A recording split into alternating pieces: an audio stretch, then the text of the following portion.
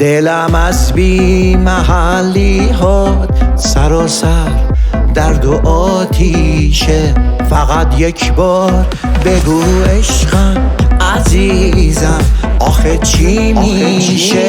برای دیدنم یک بار فقط لحظه شماری کن.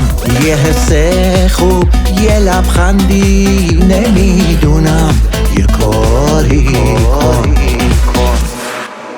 بگو وقتی ازم دوری تو غمگین و پریشونی.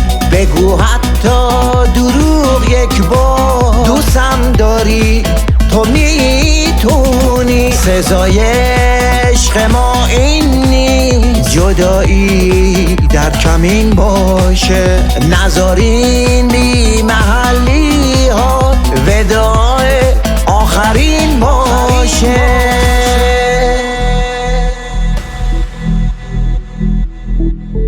وداع آخرین باشه.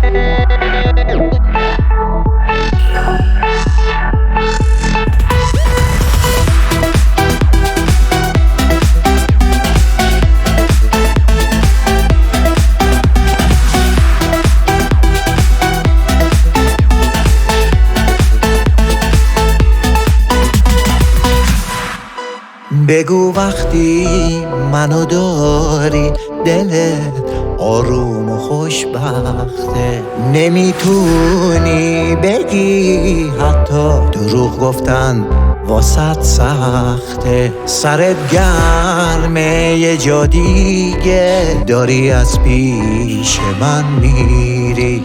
نمیخوام بهم بگی عشقم ولی نگو ازم سیری. بگو وقتی ازم دوری تو غمگین و پریشونی.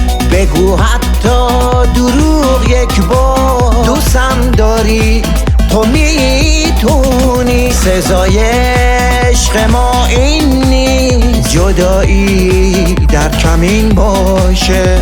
نذارین بی محلی ها وداع آخرین باشه. بگو وقتی ازم دوری بگو حتی دروغ یک بار.